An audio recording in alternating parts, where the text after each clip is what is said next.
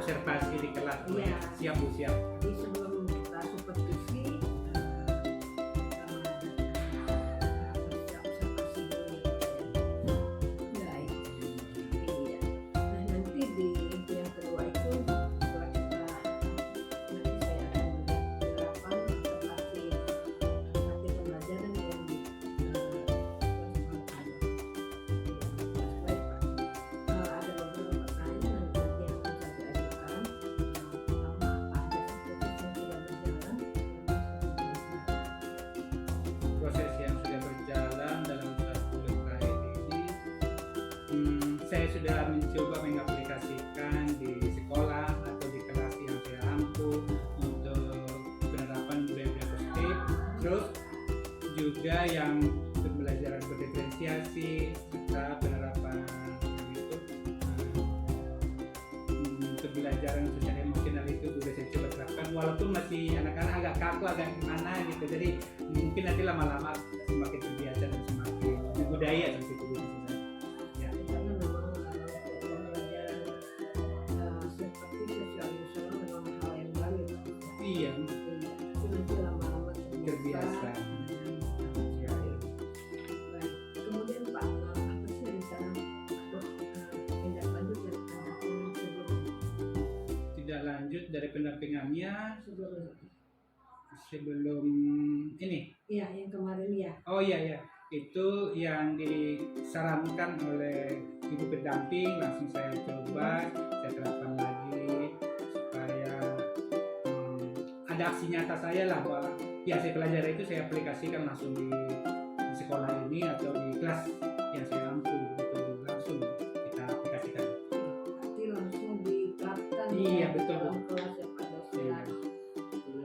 Yang nanti memang nanti intinya itu bisa mengimplementasikan apa yang Pak dapat selama di pendidikan. Iya.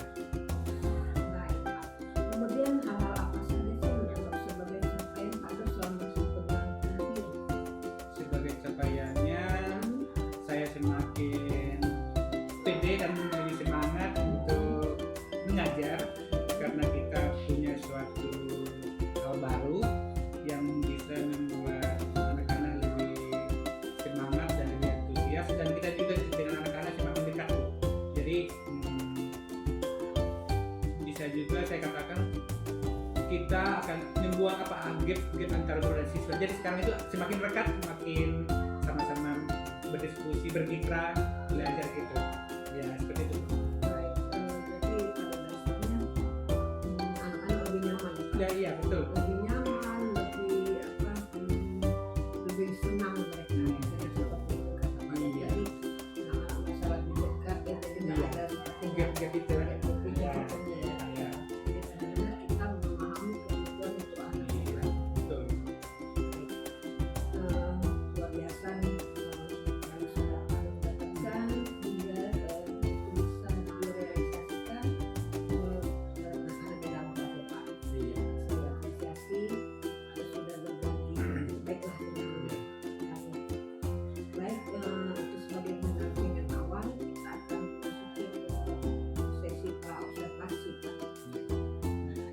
Nah, kita tujuan dari supervisi ini adalah untuk meningkatkan kualitas proses pembelajaran dengan cara nanti kami akan memberi masukan, Iya, kemudian bimbingan lah ya Iya. seperti itu ya Pak. Itu yang Mungkin ditunggu-tunggu. sejenis sharing lah ya. Iya sharing. Mungkin seperti itu ya dalam meningkatkan kompetensi guru Pak. Ya bukan menilai. Bukan, kita hanya sekedar Iya. apa ya melihat saja, nanti saya memberikan kualitasnya. Betul. Itu yang kita tunggu-tunggu. Nah, memang ada beberapa kompetensi guru nih Pak yang harus kita pahami sebagai guru. Iya. Kira-kira pada sedikit kompetensi guru sendiri. Kompetensi yang Kita miliki. mengembangkan diri orang lain, terus sebagai pembelajaran itu kan kita harus bisa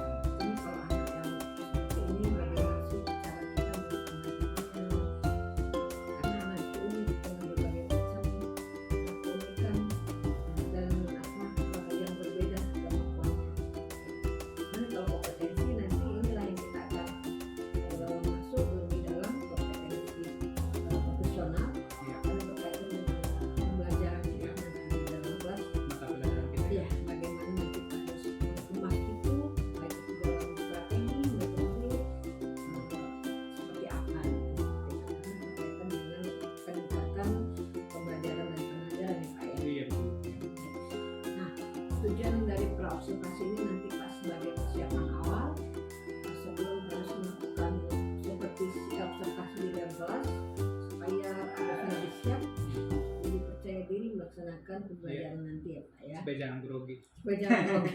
Iya, iya. Artinya harusnya udah apa ya, mindfulness, Iya, betul. menyiapkan diri ya. Iya. Oke. Anak RPP sudah disiapkan Pak ya? Sudah. Sudah. Ada saya juga sudah sama-sama diskusi. Akhirnya itu sudah siap untuk diterapkan Di kelas ya. Baik Pak. Kira-kira materi apa sih Pak yang mudah nanti akan diajarkan di dalam kelas? Pada kesempatan nanti saya akan membawakan materi fisika pada pokok bahasan induksi elektromagnetik, bahwa kita selalu menggunakan hasil dari induksi elektromagnetik ini. Jadi nanti akan supaya tahu apa sih induksi elektromagnetik, kenapa ada harus listrik, dari mana sih asalnya. Sebenarnya sangat kontekstual Pak. Iya, jadi nanti anak-anak itu Pembelajaran yang kontekstual itu sebenarnya. jadi nanti paham ya bahwa arus listrik itu timbul karena hanya karena ada magnet, ada kumparan, itu doang. Sederhana itu. Jadi perlu kita belajar bersama anak-anak. Itu nanti topiknya tentang, kalau lebih simpelnya itu tentang dinamo atau generator. Baik. Adanya listrik itu karena hasilnya ada dinamo. Iya, ada yang membangkitkan. Ada yang Ya. membangkitkan. Iya, betul. Kira-kira apa saja yang mau saya pembelajaran? Untuk ini sudah siapkan, sudah pasti kalau RPP-nya dia, terus materinya yang ada yang kontennya berupa YouTube atau video, ada yang berupa naratif, ada saya siapkan untuk memenuhi kebutuhan murid, dan juga media pembelajarannya. Media pembelajaran sudah siapin juga, nanti berupa PPT, berupa video juga, itu sudah saya siapkan Bu. Nanti ini ada beberapa pertanyaan yang nanti akan diajukan, kemudian ini akan terkait dengan yang Pak itu nanti ya akan diisi sama CDP. Iya. Baik. Nah ini nanti di lampiran Pak ini Pak, ini kan lampiran Pak. Observasi ini berkaitan dengan tujuan. Apa sih tujuan pembelajarannya?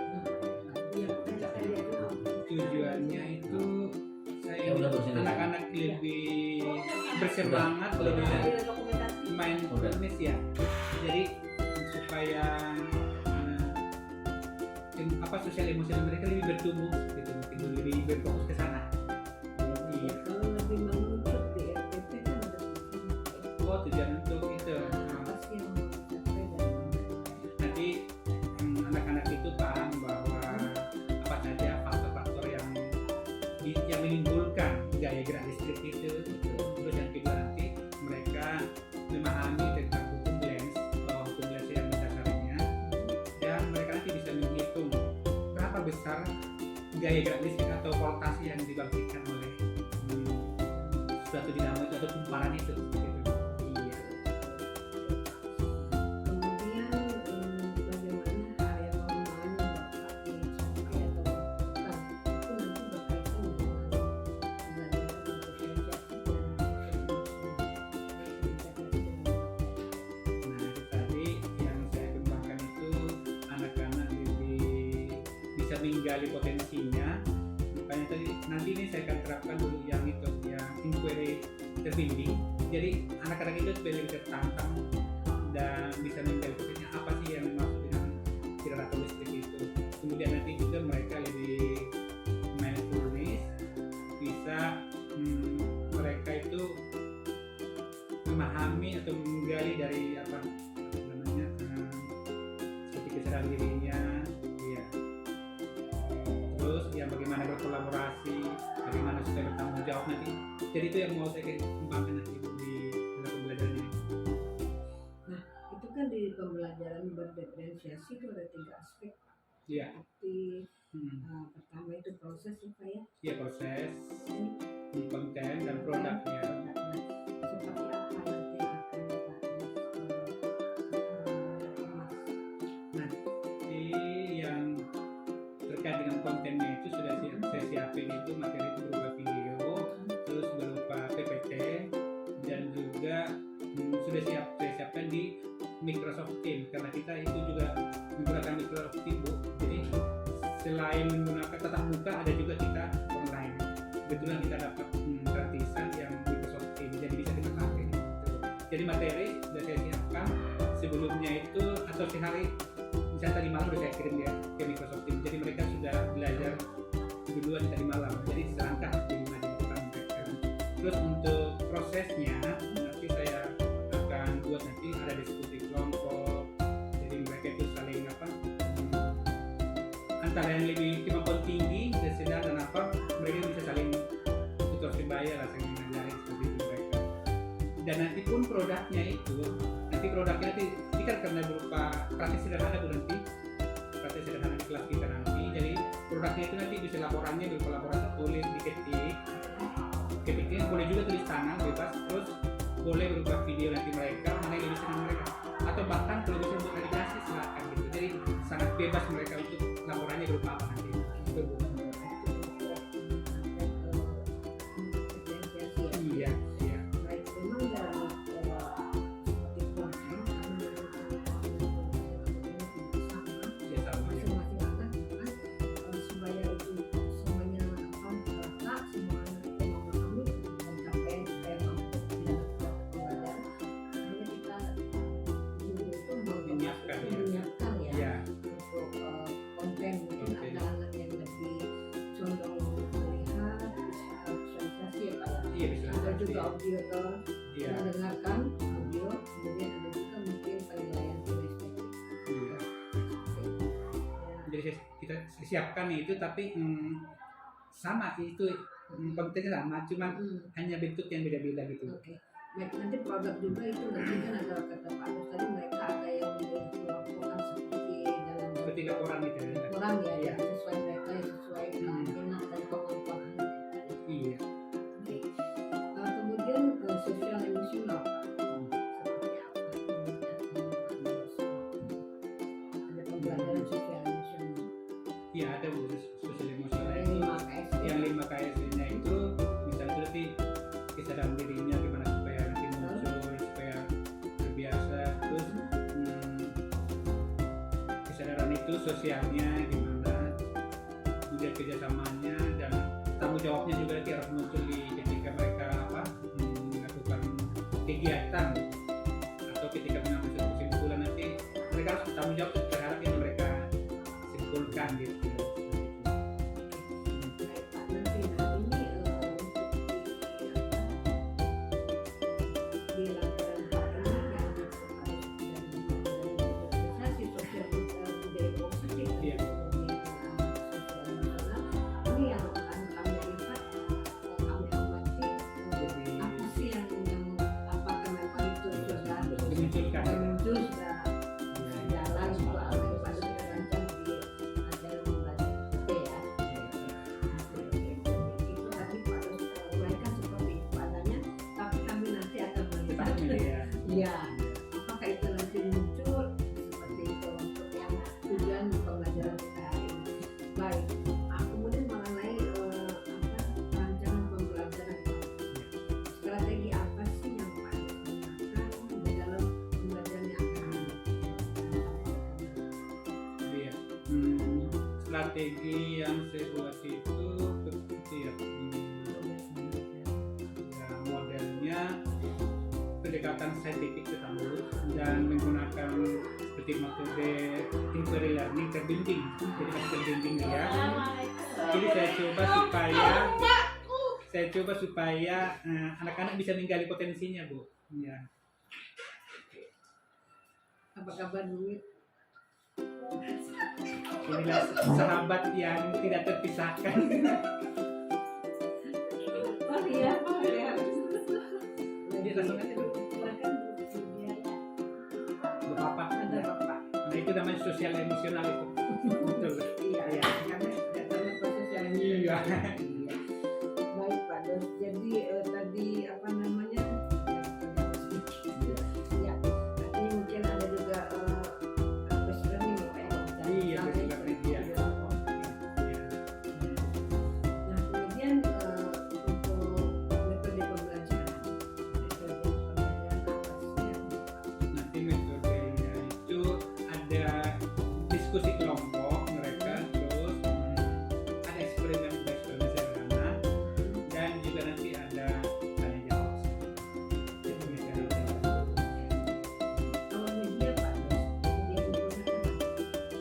medianya sudah saya siapkan, ada pakai laptop, nanti pakai PPT itu pakai apa, slide ya, ada juga video nanti saya tayangkan, dan juga nanti dilengkapi oleh perlengkapan praktek seperti itu nanti ada sudah saya siapkan.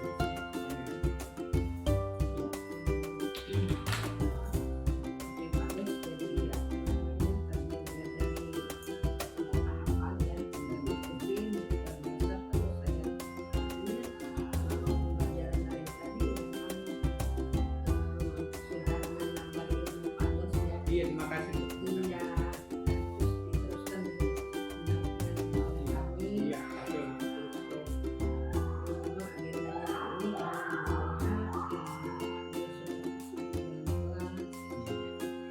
baik Pak Des, nanti di sebelum observasi ini ada beberapa aspek yang akan kami lihat ya, itu nanti ada beberapa aspek merencanakan, artinya seperti apa sih Pak Des merencanakan kegiatan pembelajaran ini sehingga itu nanti pembelajaran benar-benar bermakna. Iya, betul. Kemudian itu bagaimana sih pelaksanaan KBM-nya? Seperti apa pelaksanaan KBM-nya dengan menggunakan strategi, metode, yang kemudian terkait dengan media. Nanti juga kami akan lihat. Kemudian juga evaluasi. Nah, evaluasi seperti apa? Karena di dalam pembelajaran itu ada anak yang mungkin dengan dia hanya mendengar saja dia paham ya Pak ya. Ada juga mereka harus auditori atau mendengar instruksi dari guru Iya, mereka. ada. Jadi dia kadang-kadang nggak pernah cuma mendengar saja, tapi mesti gurunya menjelaskan. Iya kan? Iya. Kalau guru jelasin baru dia oh ini maunya. Oh ini apa? Kemudian ada juga anak yang apa pencapaian yang tadi itu inspektif ya Pak. Artinya dia mencapai lewat disiplin.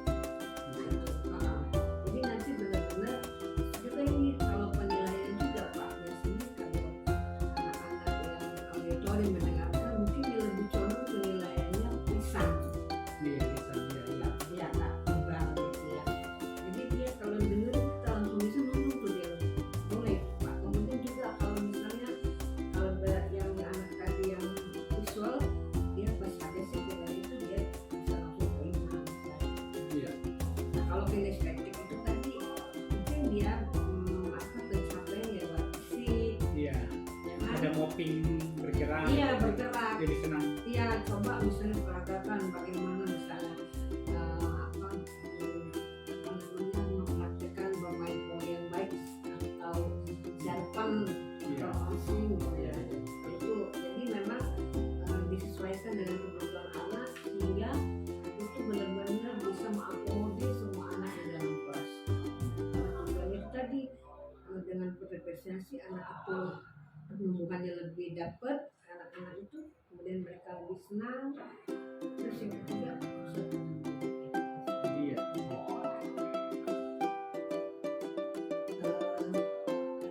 baik bagus untuk di observasi seperti itu Oke, terima kasih. ya. Ini ya kalau saya mau nanyain kelas berapa sih Bapak? Kelas 12 MIPA 1. Kelas 12 MIPA 1 Pak, Iya. terus Kelas 12. Masih kurikulum 2013. Iya, mata pelajaran fisika.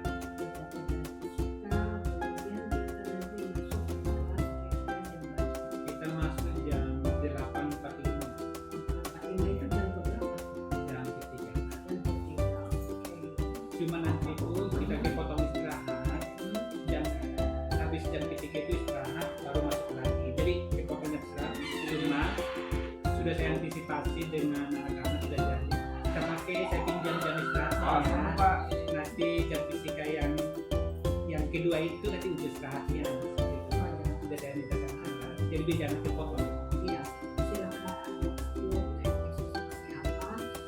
Nanti saat kami melihat observasi kami tidak memberikan statement apa-apa. Pokok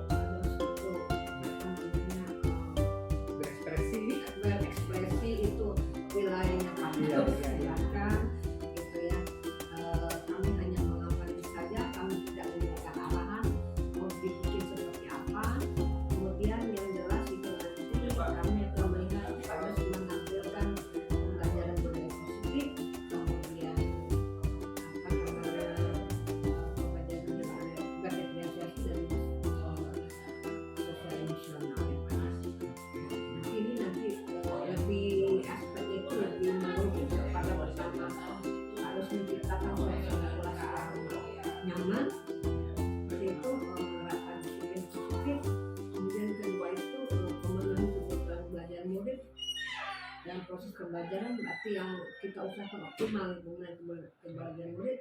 Kemudian bagaimana sih strategi Pak Agus untuk mengembangkan kompetensi yang tadi tiga dari pemberdayaan servis, kemudian pembelajaran sosial emosional itu aja, nanti kami akan lebih fokus ke sana.